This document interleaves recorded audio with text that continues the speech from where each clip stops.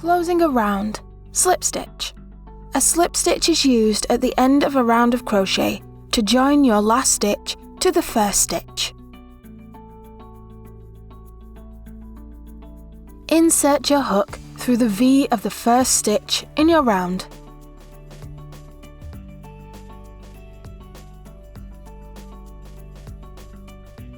Wrap the yarn over your hook and pull through.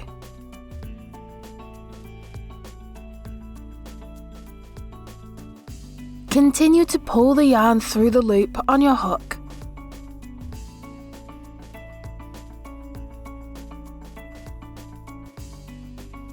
You have now closed your round with a slip stitch.